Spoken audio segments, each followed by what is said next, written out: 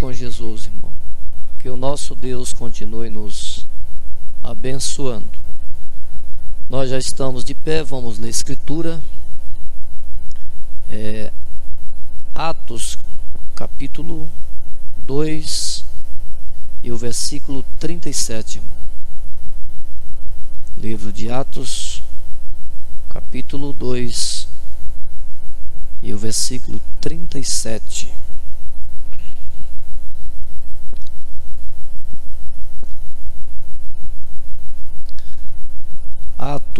Atos do Espírito Santo, né, irmão? Graças a Deus.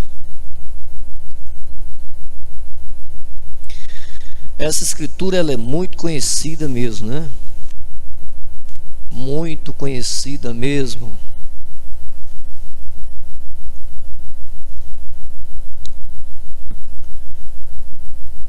Todos encontraram? Então vamos ler. E ouvindo eles isto, compungiram-se em seus corações e perguntaram a Pedro e aos demais apóstolos: que faremos, varões irmãos? Disse-lhe Pedro: arrependei-vos e cada um de vós, arrependei-vos e cada um de vós seja batizado em nome de Jesus Cristo para perdão dos pecados, e recebereis o dom do Espírito Santo, porque a promessa vos diz a respeito a vós, a vossos filhos e a todos os que estão longe, a tantos quanto Deus nosso Senhor chamar. E com muitas outras palavras isto testificava e os exortavam, dizendo: salvai-vos desta geração perversa. De sorte que foram batizados os que de bom grado receberam a sua palavra, e naquele dia agregaram-se quase 3.000 almas. E perseverava na doutrina dos apóstolos, e na comunhão, e no partir do pão, e nas orações. E em toda a alma havia temor, e muitas maravilhas e sinais se fazia pelos apóstolos. Oremos. Senhor nosso Deus, aqui nós encontramos na tua casa mais uma vez nessa quarta-feira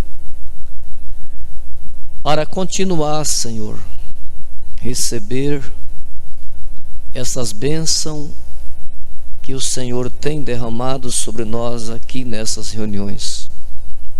E estamos certos, Senhor, da tua presença aqui conosco, o qual nós já sentimos, Senhor, ao entrar aqui no santuário, na tua casa, a atmosfera do teu Espírito, ó Deus, em nossas vidas, Senhor. É tão bom, Senhor, sentir a tua presença, Pai. É tão bom, Senhor, ter comunhão com o Senhor. Não tem nada semelhante, Senhor. A comunhão com o Senhor, quando os crentes, os cristãos, possa ter comunhão com o Senhor. Que coisa maravilhosa, Senhor, é isso, Pai. Venha nos ajudar mais uma vez nessa noite, abençoando aqueles que nos assistem através da internet também, Senhor.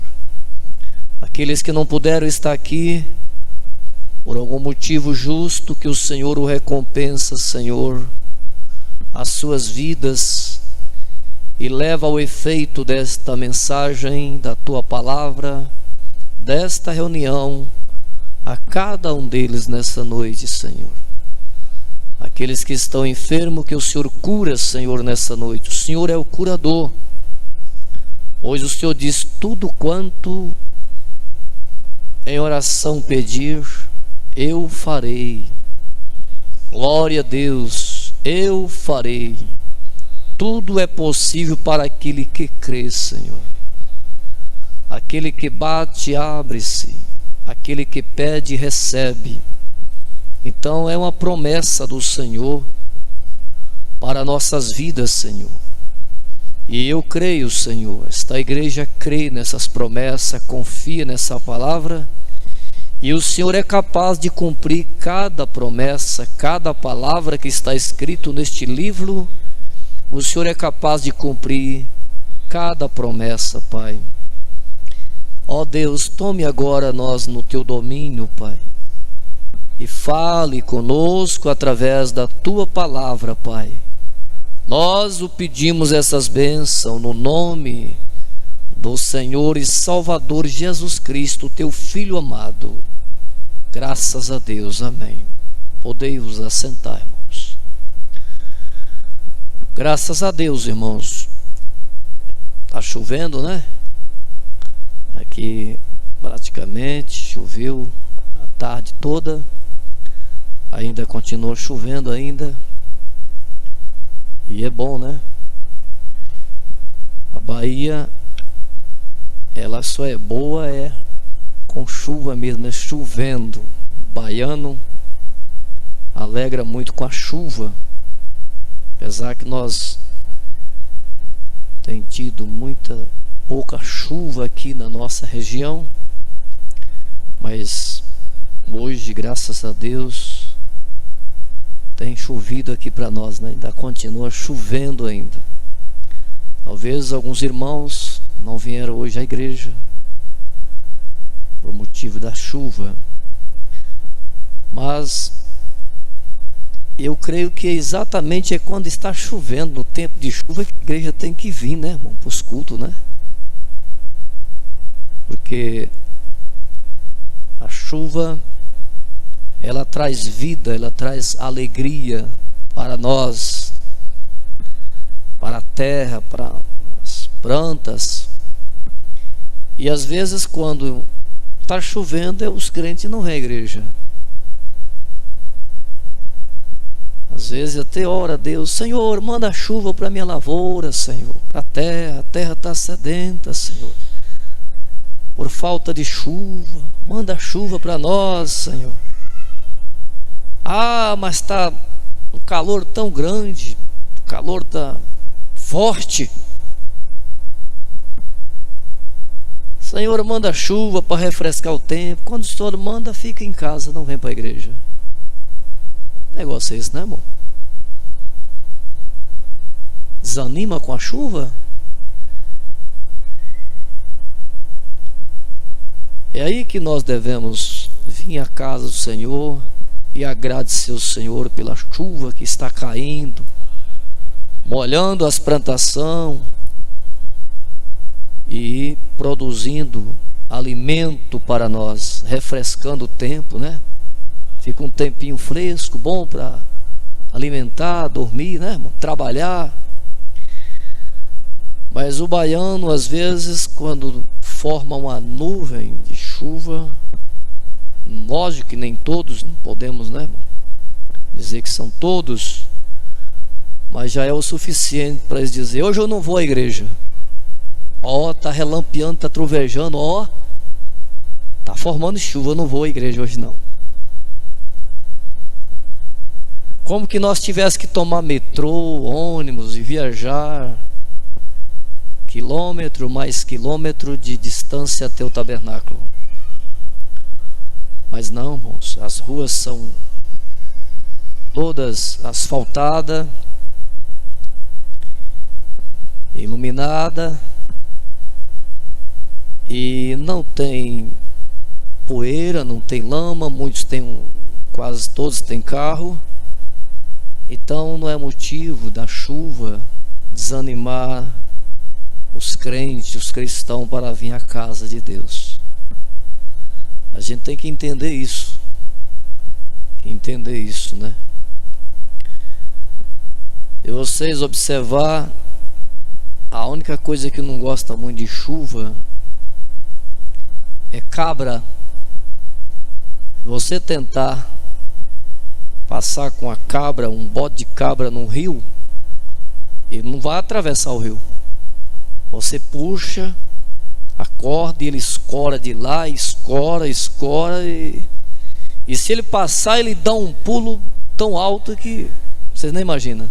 Tem um medo de água.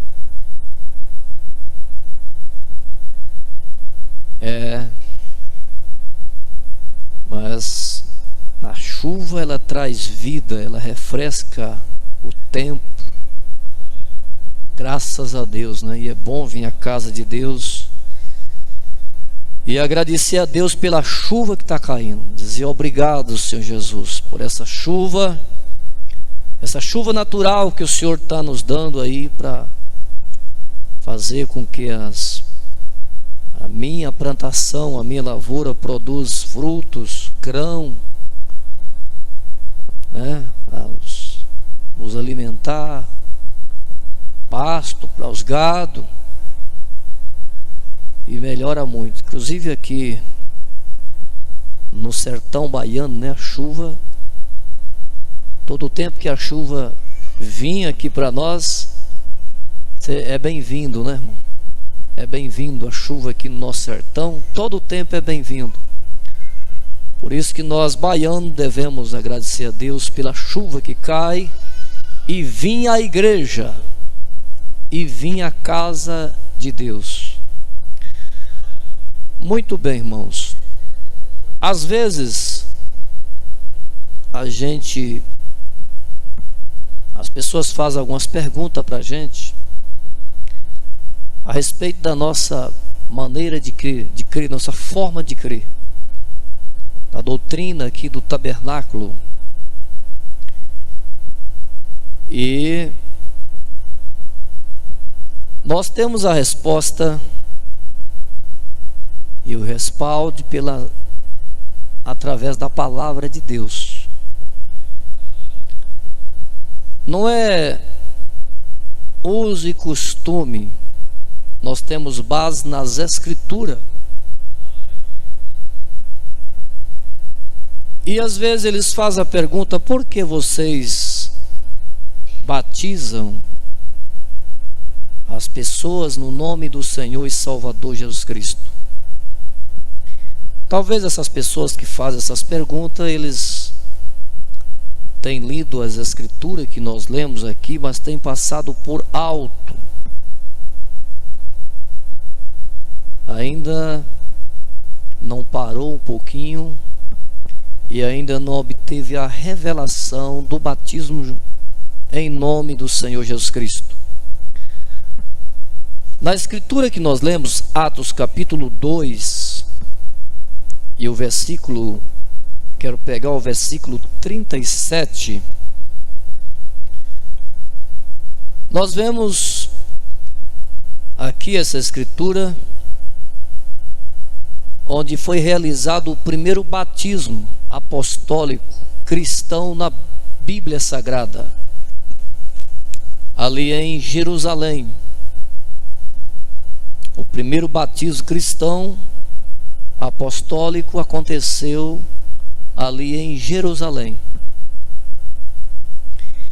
E quando Pedro estava pregando aquele grande sermão, interessante, irmão, que Pedro ele não usou um microfone.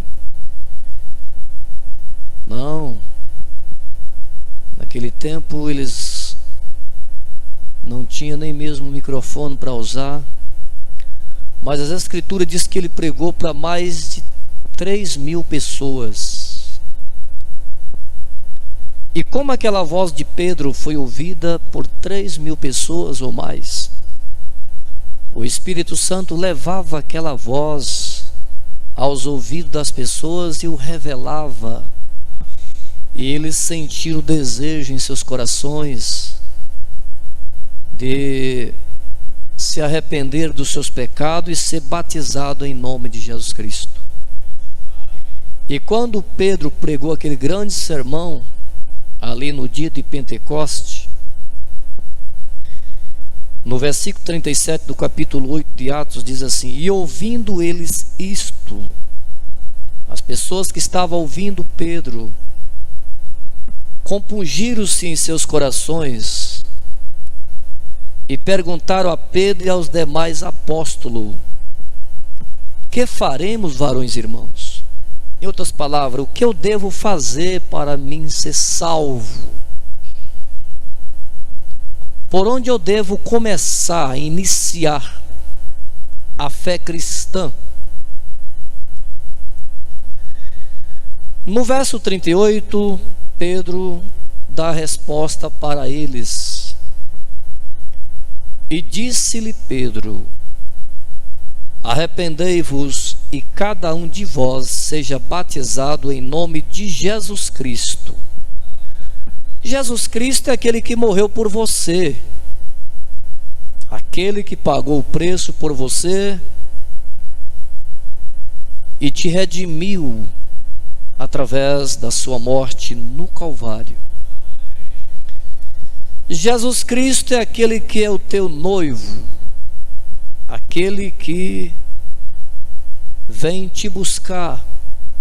Nós somos a sua noiva e ele é o nosso noivo. E nós vamos casar-se com ele lá nas bodas do Cordeiro. E a esposa sempre leva o nome do esposo. Glória a Deus. Por isso que Pedro diz: arrependei-vos e cada um de vós seja batizado em nome de Jesus Cristo para perdão dos pecados, e recebereis o dom do Espírito Santo, no nome daquele que morreu por você. E aí você leva o nome do esposo no seu batismo, invocando o nome do Senhor Jesus Cristo.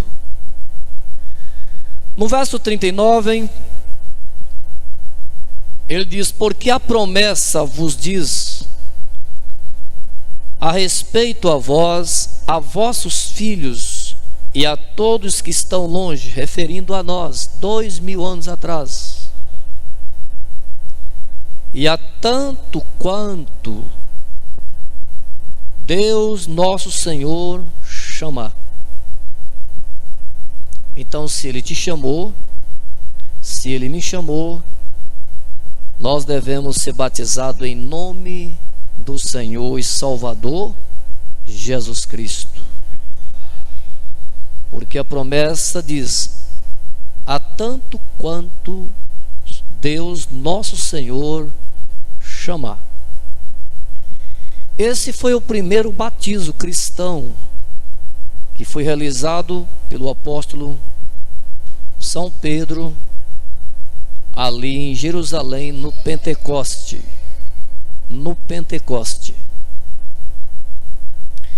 No capítulo 40 diz assim: e com muitas outras palavras isto testificava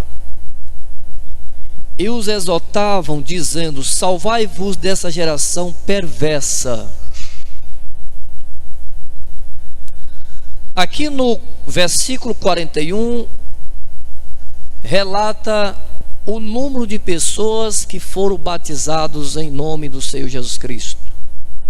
No versículo 41 diz assim: de sorte que foram batizados os que de bom grado receberam a sua palavra. Lembrando que aqui não tinha nenhum recém-nascido, sendo batizado aqui. Pessoas que criam, pessoas que estavam arrependidas de seus pecados e confessaram seus pecados a Deus e foram batizados em nome de Jesus Cristo. E as Escrituras dizem: naquele dia agregaram-se quase 3.000 almas. Quase 3.000 almas.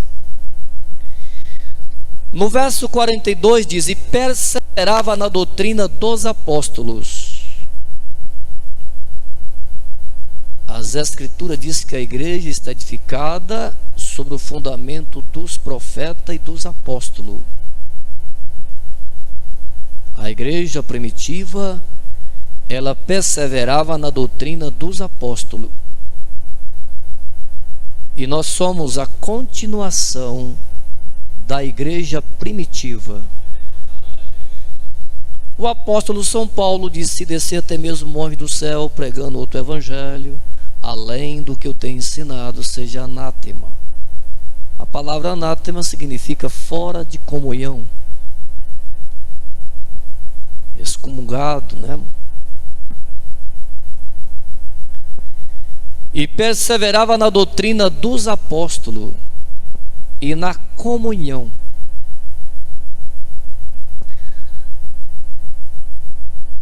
Vamos mais um pouco aqui, irmãos,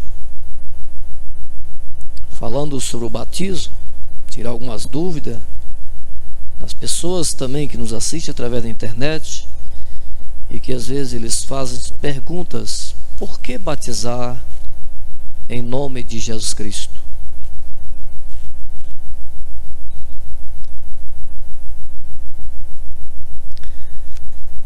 Em Atos capítulo 8,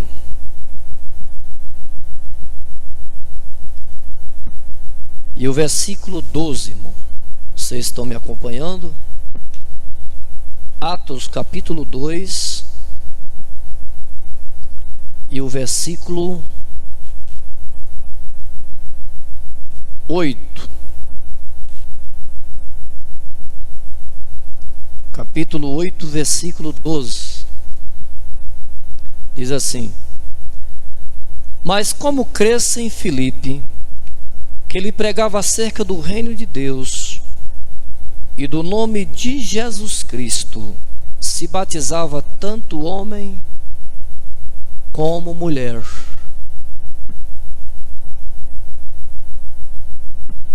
Vamos tornar a repetir o capítulo 8 de Atos, versículo 12. Mas como cresce em Filipe, que ele pregava acerca do reino de Deus e do nome de Jesus Cristo, se batizava tanto homem como mulher. No versículo 16, mais embaixo um pouco aqui, do mesmo capítulo 8 de Atos, diz assim: porque sobre nenhum deles tinha ainda descido, quer dizer, o Espírito Santo, mas somente era batizado em nome do Senhor Jesus.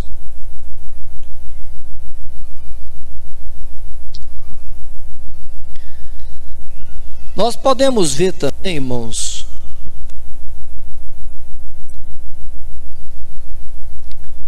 aqui em Atos,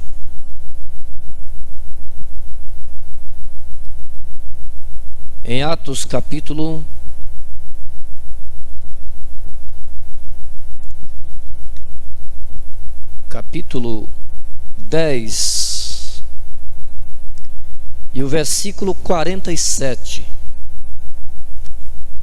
Atos capítulo 10 e o versículo 47. Respondendo então Pedro: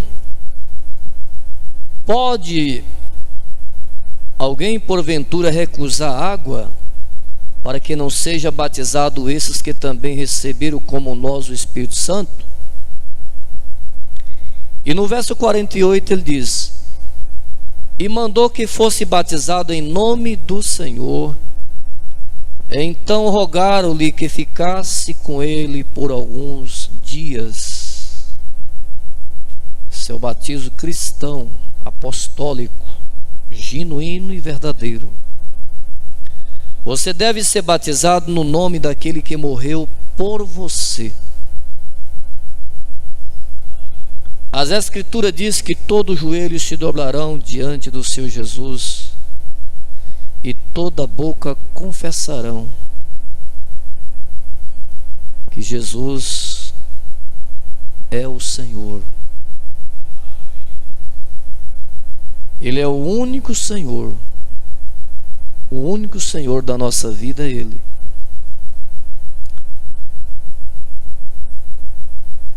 Mais o capítulo,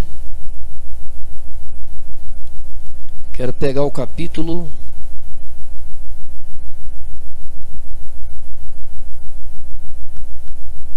ver se eu posso mais aqui, irmão, capítulo 19 de Atos. É bom vocês grifar aí, irmão. Você está me acompanhando com as Escrituras, usa sua agendazinha, o caderninho, e vocês vão anotando aqui essas Escrituras. Elas são muito importantes. Às vezes as pessoas não importam muito por isso, mas isso aqui, irmão, é o primeiro passo que o homem dá para Cristo. É arrepender de seus pecados e ser batizado em nome de Jesus Cristo, aceitando Jesus como Salvador da sua alma e sendo batizado em nome de Jesus Cristo. Atos capítulo 19 e o versículo 5. Eu quero pegar o versículo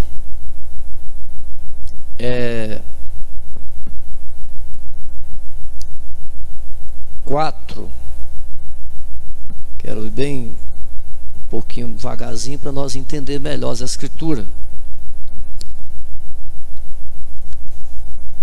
Mas Paulo diz: certamente João batizou com arrependimento, dizendo ao povo que cresce no que após ele havia de vir, isto é, em Jesus Cristo. E os que ouviram foram batizados em nome do Senhor Jesus.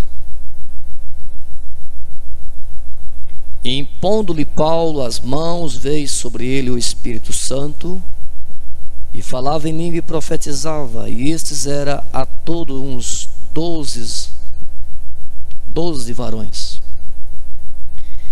Então aí está as Escrituras mostrando para vocês o verdadeiro batismo apostólico, genuíno e verdadeiro, em nome de Jesus Cristo. Não nos títulos de Pai, Filho e Espírito Santo, mas no nome. No nome. Também há perguntas para nós que às vezes as pessoas fazem, e eles dizem: por que na sua igreja as pessoas, as mulheres não podem usar calças compridas?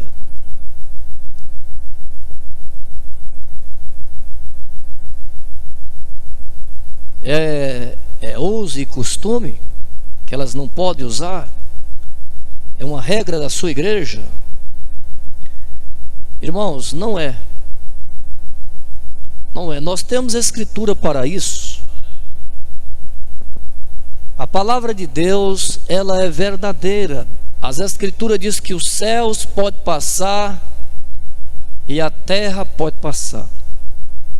Porém, Jesus diz: as minhas palavras nunca hão de passar.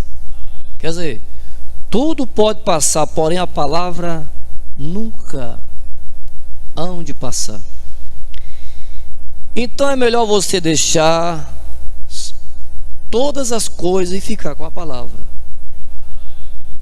Talvez a sua religião fria, formal,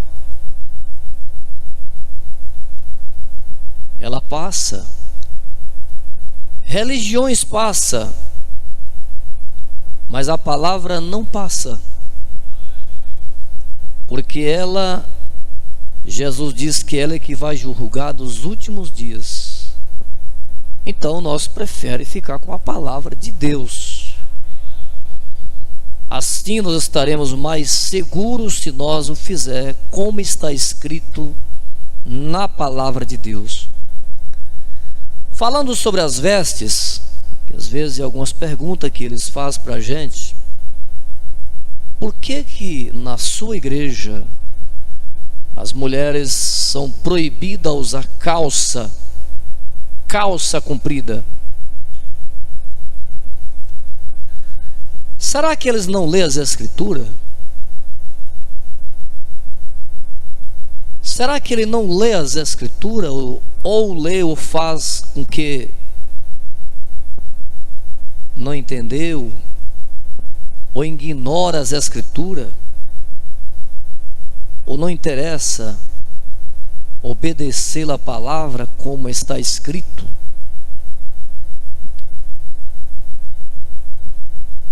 Em Deuteronômio capítulo 22 e versículo 5, irmão. Deuteronômio capítulo 22 e o versículo 5 está escrito. Vamos ver?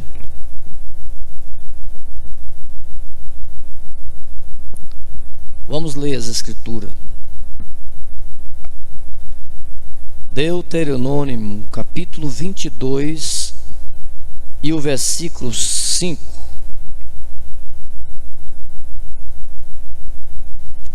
Diz assim: não haverá traje de homem na mulher, e não vestirá o homem vestido de mulher, porque qualquer que faz isto, abominação é ao Senhor teu Deus. Então nós temos aprendido aqui que a mulher não deve usar roupa de homem, porque qualquer que fizer isso é abominação ao Senhor teu Deus. Em 2 Timóteo capítulo 2 e versículo 9, irmão. Vamos lá. Na 2 Timóteo capítulo 2 e versículo 9. Eu estou respondendo algumas perguntas que as pessoas me fazem.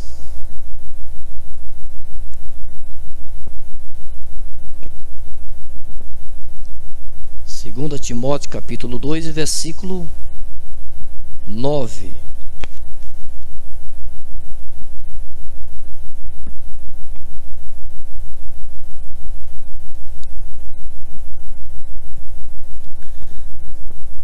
Vamos ver aqui, irmãos.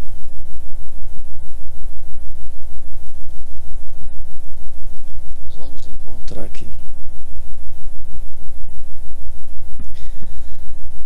Graças a Deus, aleluias. Ver se eu consigo.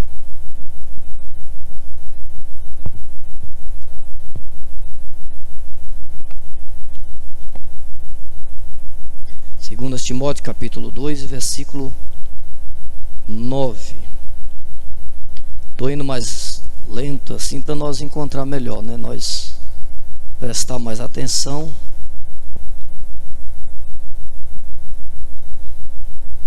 1 Timóteo 2 e 9. Falei segunda, né?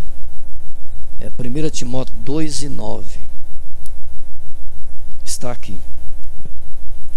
Falando ainda sobre as vestes, né?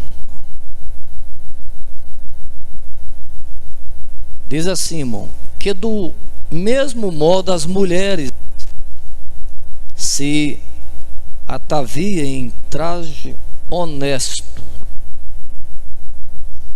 Trajes honesto, com pudor. Se você observar, As pessoas até mesmo veem, muitas doutrinas hoje, sistema religioso, que eles creem, eles dizem que não tem problema. As mulheres, elas vêm para a igreja com mini saia, com essas roupas vulgar, tão vergonhosa, e elas professam ser cristã. Mas Paulo está dizendo que do mesmo modo as mulheres se ataviem em trajes honestos, com pudor e modéstia, não com tranças, ou ouro, ou pérolas, ou vestidos preciosos, mas como convém às mulheres que fazem profissão de servir a Deus com boas obras. Graças a Deus. Também eles dizem assim: por que na sua igreja as mulheres não pregam, não ensinam? Vocês proíbem as mulheres ensinar na sua igreja? Aqui nós temos a escritura em 1 Timóteo capítulo 2, na mesma página aqui. E o versículo 12 diz assim: não permito, porém, que a mulher ensine. Vou repetir novamente: não permito, porém, que a mulher ensine, nem use de autoridade sobre o marido, mas que esteja em silêncio. Essa é a posição da mulher na igreja, como diz as Escrituras. Porque primeiro foi formado Adão, depois Eva, e Adão não foi enganada ou enganado, mas a mulher, sendo enganada, caiu em transgressão. Salva-se-á, porém, dando luz filhos, se permanece com modéstia na fé, na caridade e na santificação. Essa é a posição da mulher na igreja, na casa de Deus. Mas nós temos mais outra escritura em Coríntios, capítulo 14, e o versículo 34. 1 Coríntios, capítulo 14, versículo 34. Diz assim: as mulheres estejam caladas nas igrejas, e as que mais falam é elas.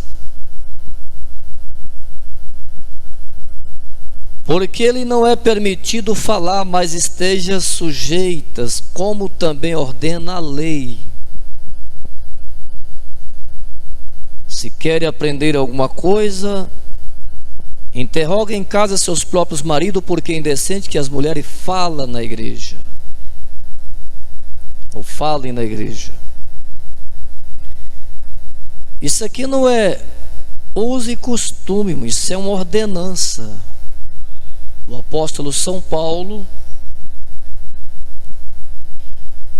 e ele disse: se descer mesmo, até mesmo um anjo do céu, pregando outro evangelho, quer dizer, outro ensinamento, além do que ele tinha ensinado, seja anátema. E as Escrituras diz que a igreja está edificada sobre o fundamento dos profetas e dos apóstolos, que Jesus Cristo é a pedra principal da esquina. Ele é Cristo, é o nosso fundamento. Graças a Deus, irmãos. Também houve pergunta: por que vocês lavam os pés na ceia? As irmãs lavam os pés das irmãs, os irmãos lavam os pés dos irmãos na ceia. Por que assim? Qual é a base que o senhor tem de fazer isso? Aqui eu estou respondendo perguntas.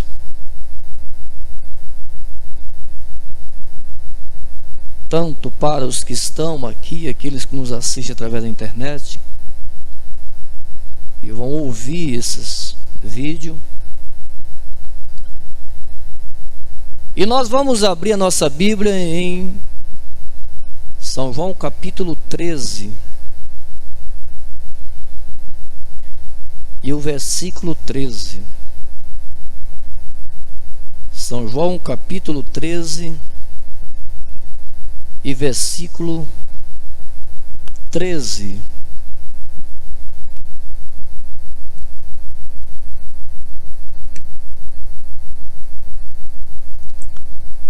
Os irmãos encontraram? Eu estou indo mais devagarzinho para vocês entenderem. São João capítulo 13. E eu quero pegar o versículo 13. Eu poderia pegar o versículo 4, mas vou pegar o versículo 4 aqui. Depois vamos passar para o 13. E levantou-se da ceia, tirou os vestidos, e tomando uma toalha cingiu-se. Depois deitou água numa bacia e começou a lavar os pés aos discípulos e enxugá-los com a toalha em que estava cingido. Aproximou-se, pois, de Simão Pedro, que lhe disse: Senhor, tu lava-me os pés a mim? Respondeu Jesus e disse-lhe: O que eu faço não sabes tu agora, mas tu saberás depois. Disse-lhe Pedro: Nunca me lavarás os pés. Pedro não quis que Jesus lavasse os seus pés. Ele ignorou, né, irmão? Respondeu-lhe Jesus: Se eu te não lavar, não tens parte comigo. Já pensou se Pedro resistisse e não deixasse que Jesus lavasse os seus pés? Jesus disse: Não tens parte comigo. Depois que Pedro ouviu isso de Jesus, no versículo 9, e disse-lhe Simão Pedro: Senhor, não só os meus pés, mas também as mãos e a cabeça. Disse-lhe Jesus: Aquele que está lavado não necessita de lavar senão os pés, pois no mais todo está limpo. Ora, vós estáis limpos, mas não todos, porque bem sabia ele que um havia de trair, por isso disse: nem todos estáis limpos. Depois que ele lavou os pés e tomou seus vestidos, aquela capa que ele usava, né, irmão? Aquela roupa por cima das outras vestes, e tomou seus vestidos e se assentou outra vez à mesa e disse-lhe: Entendei o que eu vos tenho feito? Vós me chamais mestre e senhor, e dizei bem porque eu sou. Ora, se eu, senhor e mestre, vos lavei os pés, vós deveis também lavar os pés uns aos outros, porque eu vos dei o exemplo para que, como eu vos fiz, façais vós também. Na verdade vos digo que não é o servo maior do que o seu senhor, mas as pessoas querem ser maior do que Jesus. Elas não querem submeter para lavar os pés dos irmãos na ceia. Eles querem ser maior do que Jesus. E Jesus diz: na verdade vos digo que não é o servo maior do que o seu senhor. Quer dizer, vocês não são maior do que a mim, nem o enviado maior do que aquele que o enviou. Se sabeis essas coisas, bem-aventurados sois se as fizerdes. Somos bem-aventurados por lavar os pés uns dos outros na ceia. É uma ordenança, irmão. Isso não é uso e costume da nossa igreja, não. Isso aqui é Bíblia. Isso aqui é bíblico. Ainda porque às vezes eles dizem, mas aí parou por aí. Eles fizeram somente uma vez, a igreja primitiva só fizeram somente uma vez, só lavou esse dia. Nunca mais eles lavaram os pés dos santos. Vamos para Timóteo, irmão. 1 Timóteo capítulo 5, versículo 10. 1 Timóteo capítulo 5 e o versículo 10. Vocês podem observar que a igreja primitiva, os santos, eles continuaram lavando os pés dos santos. Graças a Deus. Capítulo 5 e versículo 10.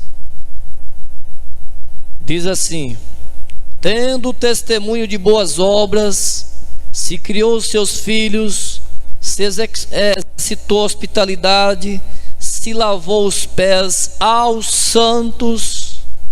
Está bem explicadinho aí, irmão? Está na sua Bíblia assim, desse jeito? Isso era a igreja primitiva, eles continuou lavando os pés dos santos. Vou repetir de novo.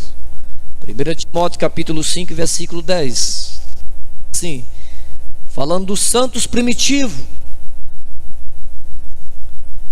Tendo testemunho de boas obras, se criou seus filhos, se executou hospitalidade, se lavou os pés aos santos, se socorreu os aflitos e praticou toda boa obra. Vocês podem notar que a igreja primitiva, ela continuou lavando os pés. Ela perseverava na doutrina dos apóstolos. E como eu disse no início aqui da mensagem, nós somos a continuação. Nós somos membro daquela igreja primitiva que começou lá no Pentecoste, ali em Jerusalém. Eu sou parte dela. Você é parte dela. Somos membros uns dos outros.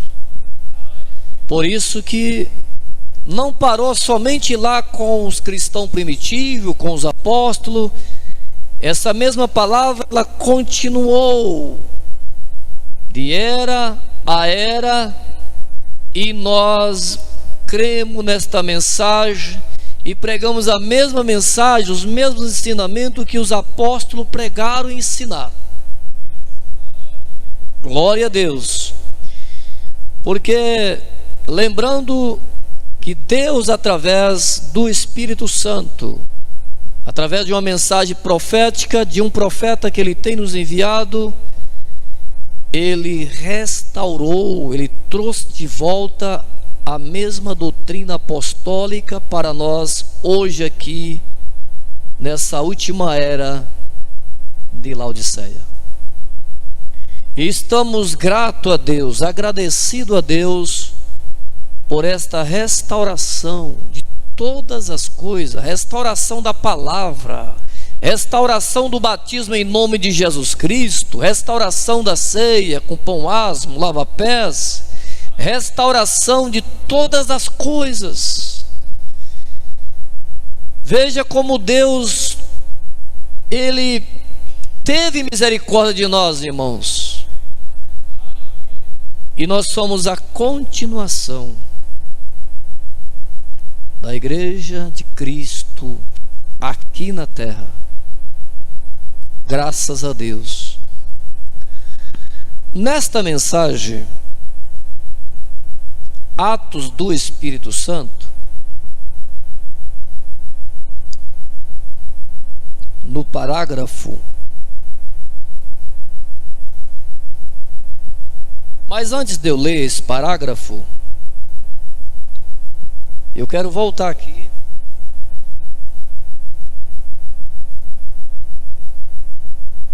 ao parágrafo 89. O profeta de Deus, ele sustenta a mesma palavra apostólica, a mesma doutrina apostólica. E ele diz: Eu preferiria, como eu disse muitas vezes, deitar sobre o meu estômago e tomar água do riacho e comer bolacha de sal e ser popular com Deus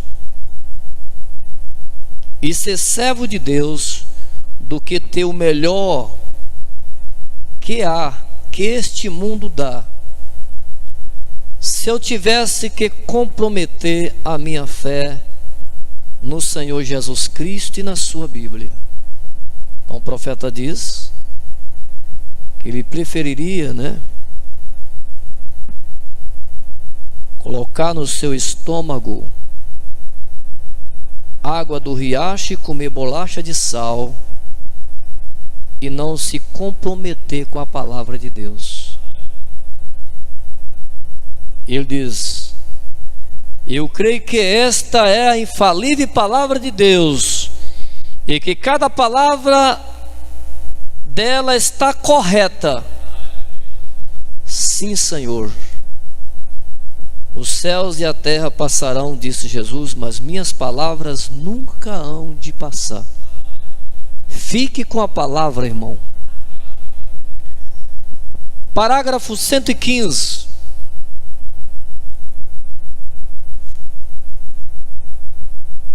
Quando Jesus manifestou aos apóstolos, ele diz: quem diz quem eu sou?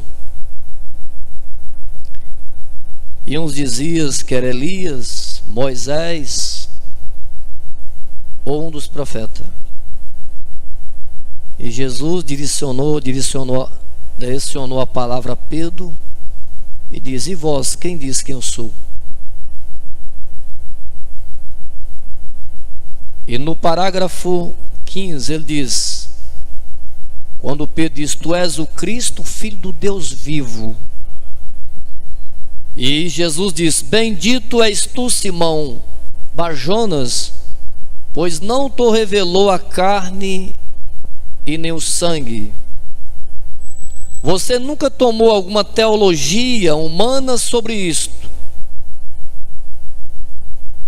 Os teólogos, eles mudam, eles tentam mudar isso aqui, irmão.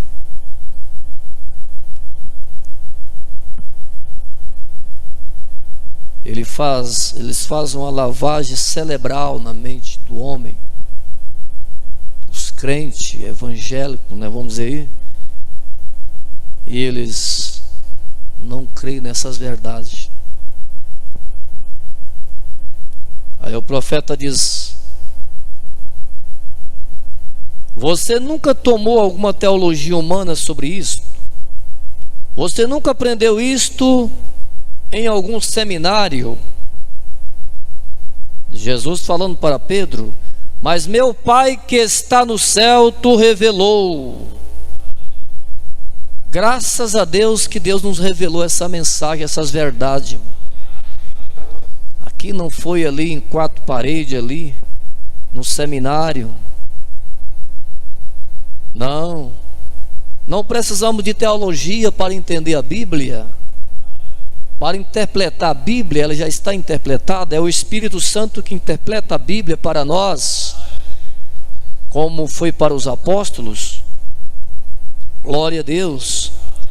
Mas meu Pai que está no céu tu revelou, e sobre esta rocha, é a revelação.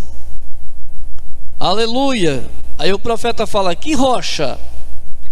A revelação espiritual de Deus se manifestando ao indivíduo, à pessoa, a cada um individual. Aleluia.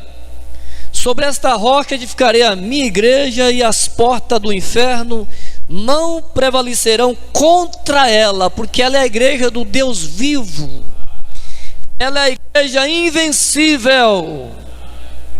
A igreja de Cristo, ela é invencível. Parágrafo 116.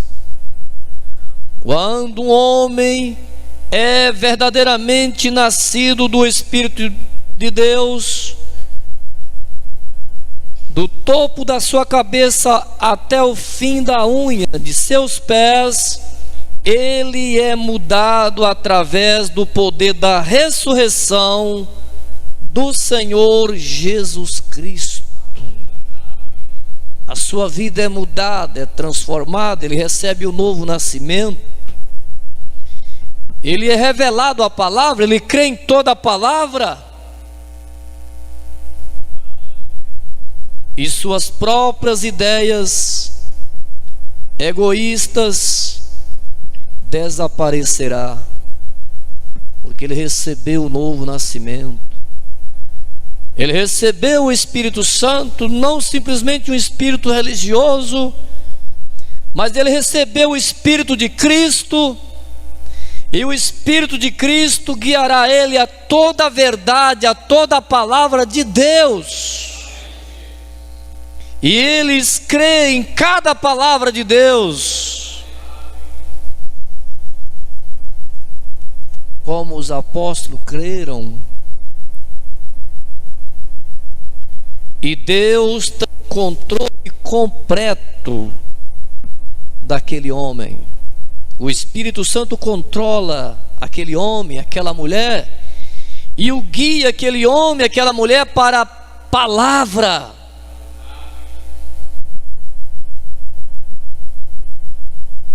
Ele crê em cada palavra escrita do Senhor Jesus Cristo e praticará a mesma.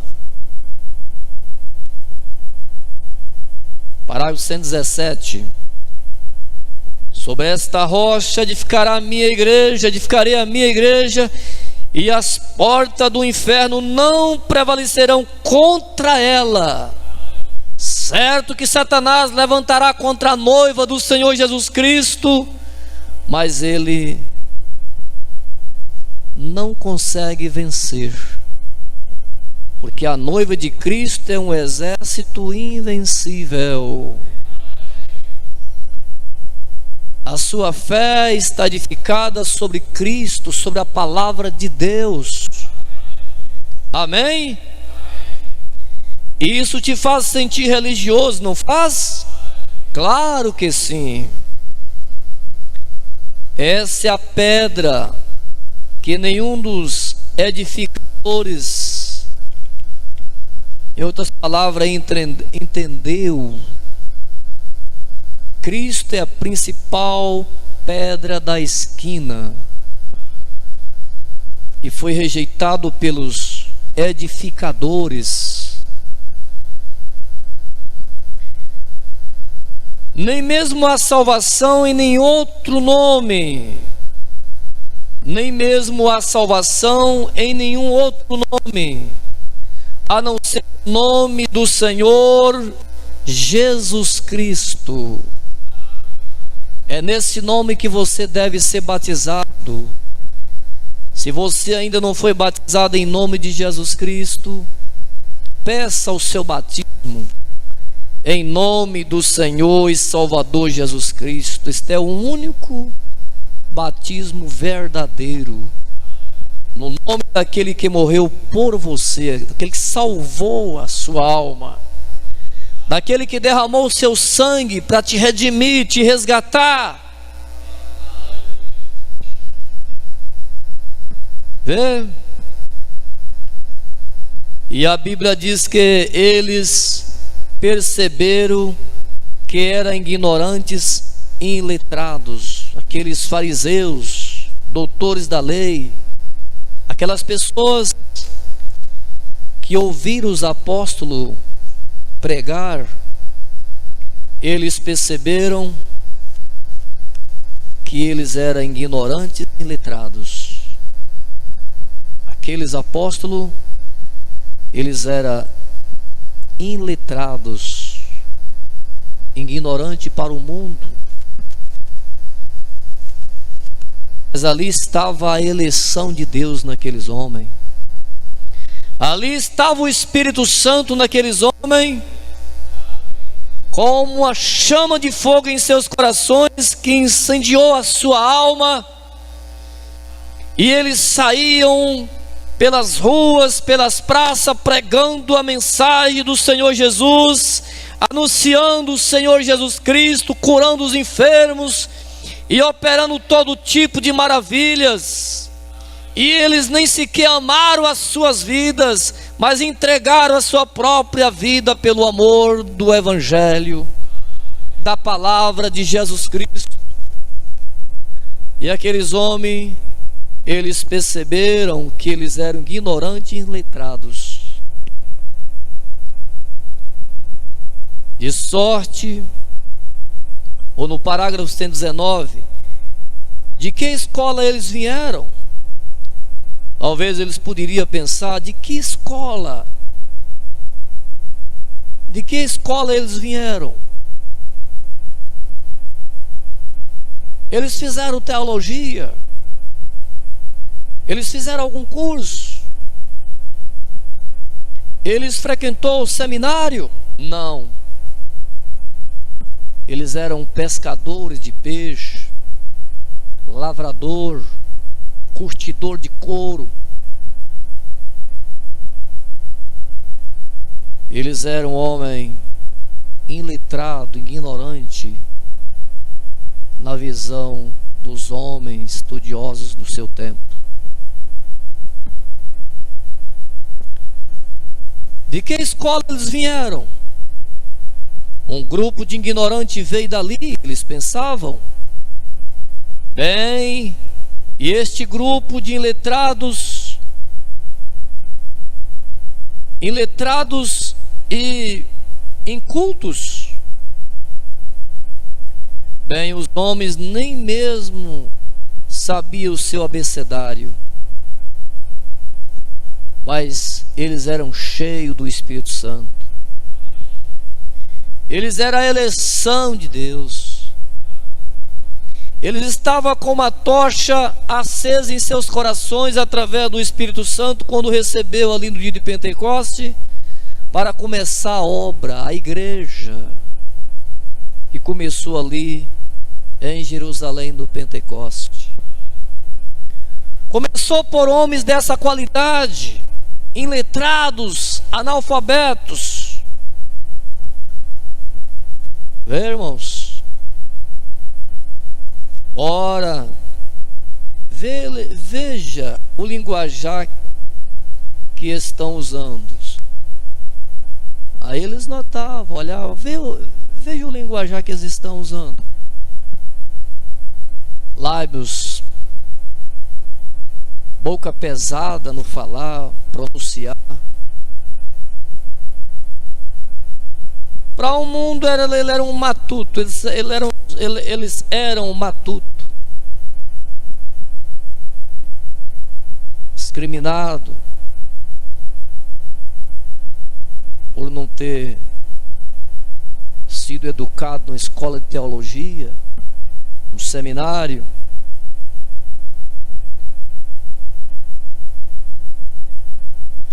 Você é o doutor quem? Talvez eles ficavam em seus pensamentos perguntando em si próprio: você é o doutor quem? Vê? Eles eram doutor na palavra, na revelação, cheio do Espírito Santo. Mas eles tiveram que tomar conhecimento deles. Aquele povo tiveram que tomar conhecimento dos apóstolos, pois perceberam que eles haviam estado com Jesus, e aquilo chamava a atenção daquelas pessoas, porque os apóstolos pregavam com todo o poder, com toda a ousadia, com toda a segurança. Eles sabiam do que eles estavam falando, mesmo sendo homens doutos, analfabetos, mas eles sabiam do que eles estavam falando, eles tinham segurança, eles transmitiam a vida de Jesus que estava neles, eles transmitiam para as pessoas. E Pedro, no dia de Pentecostes, com aquele sermão que ele pregou por alguns minutinhos, converteu quase 3.000 almas. Um homem que não sabia nem ler, nem escrever o seu próprio nome, mas ali estava o poder sobrenatural na vida dele. Ali estava o Espírito Santo usando Pedro. E Pedro teve a resposta para aquelas pessoas quando eles ouviram o sermão de Pedro e perguntou: que faremos, varões irmãos? Disse-lhe Pedro: arrependei-vos e cada um de vós seja batizado em nome de Jesus Cristo. Arrependei-vos e cada um de vós seja batizado em nome de Jesus Cristo. Aí o profeta diz: esta é a coisa principal, irmão. Se você não sabe a diferença entre café e feijão, se você conhece o Senhor Jesus Cristo e o poder da sua ressurreição, eu preferiria ter isto do que qualquer outra coisa. Sim, Senhor. Ó, que coisa! Deus me ancorem ali. Talvez você poderia nem saber a diferença de café e feijão, mas se você conhece o Senhor Jesus Cristo e o poder da sua ressurreição, eu preferiria ter isto do que qualquer outra coisa. Sim, Senhor. Ó, que coisa! Deus me ancorem ali. Como diz o poeta: deixe-me descansar sobre a árvore, onde a fonte tão livremente flui, onde o cordeiro e a luz e a alma do salvo nunca morre. Que segurança, irmão! Que segurança! Isso é mais do que qualquer outra coisa. No parágrafo 121, deixe-me ancorar ali, em Cristo. Oh, que coisa! Deixe-me assentar ao lado da árvore, sempre viva. Quando a viagem dessa vida terminar, oh, como diz o poeta, não cobicem as vãs riquezas deste mundo, que tão rapidamente se acaba. Procure ganhar aqueles tesouros celestiais, eles nunca passarão. Segure na imutável mão de Deus, segure na sua imutável mão, correto? Quando esta viagem se completar, se com Deus você foi verdadeiro, lindo e brilhante, seu lar na glória, sua alma tada vislumbrará. Que segurança! Numa dessas noites, numa dessas manhãs, ou num desses meio-dia, sua alma sairá do seu corpo como um dente sendo extraído. Você está andando nos fios frágeis que é o nosso corpo, irmão, que pode se romper a qualquer hora. Mas o que me importa? O que te importa? Se esse corpo aqui for dissolvido, ao profeta diz: o que te importa? O que me importa? Pois ele o levantará com as suas asas eternas. Ele o apanhará quando aquela alma saltar daqui deste corpo. E haverá alguém de pé no fim do caminho, e esse alguém é Jesus Cristo nos esperando. Oh, para carregá-lo e envolvê-lo com seus braços eternos, e passar com ele pelo vale da sombra da morte, para apresentá-lo ali sem culpa, sem mancha, diante do Pai. Então, por que nós preocuparmos e ficarmos tão preocupados? Não, podemos descansar. Por que você preocupa tanto com a morte? A morte, ela não pode fazer muito por você, nada mal com você. Simplesmente o profeta diz que ela é uma carruagem, um veículo que nos leva até a presença de Deus. Porque nós estamos tão preocupados, nós estamos seguros, nós estamos convictos, aleluias, porque nós preocupamos com o que o mundo tem a dizer, ou que isto, ou aquilo outro, contanto que tenhamos a mão imutável de Deus na nossa, porque nós preocupamos, nós estamos seguros, irmão. O cristão, ele está seguro, nós estamos em segurança.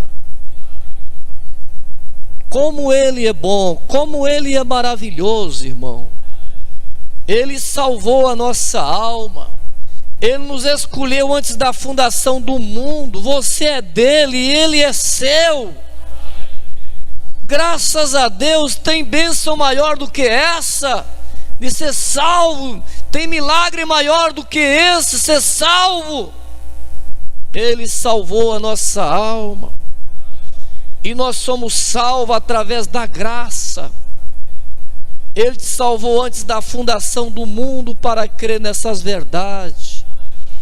Eu sou um deles, você é um dos tais, nós somos um dos tais. Que Deus continue nos abençoando, em nome de Jesus Cristo. Vamos ficar de pé e vamos agradecer o nosso Deus. Irmão Wesley vai ficar. Aqui nós temos, o que mais? O irmão Jando fazer o encerramento aqui, irmão.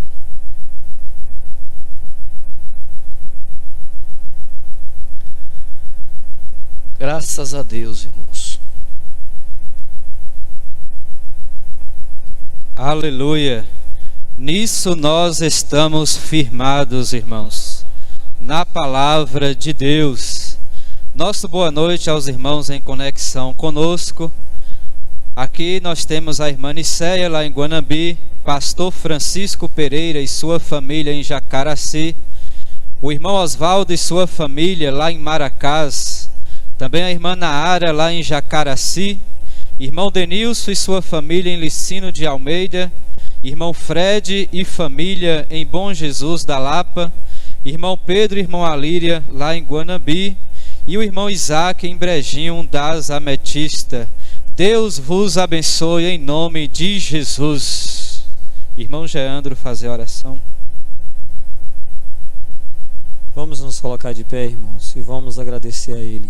Pai Celestial, nós queremos te agradecer nessa noite, Senhor, porque o Senhor falou conosco mais uma vez, esse momento especial de ouvir a Tua voz, ó Pai.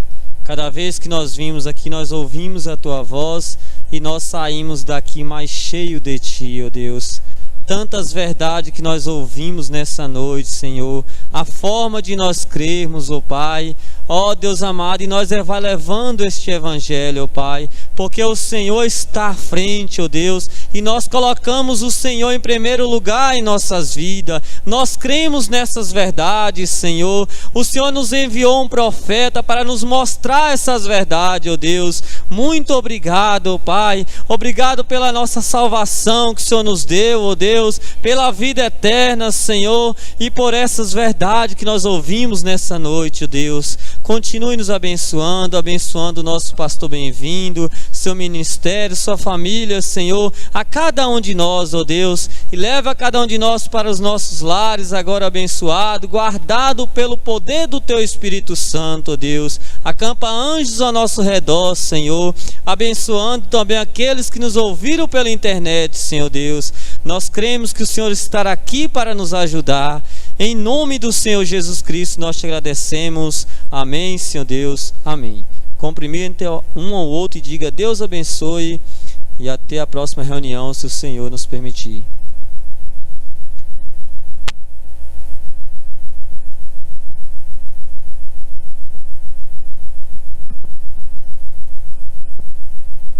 Somos um dos tais? Amém. Então temos uma casa naquela cidade. A minha casa, humilde aqui, não é como as outras que às vezes eu vi. Mas não me importa, pois Cristo ali já tem preparado um palácio pra mim. Eu tenho uma casa naquela cidade, resplandecente, com celeste fulgor. Da minha pátria eu tenho saudades, hei de estar com Jesus meu Senhor.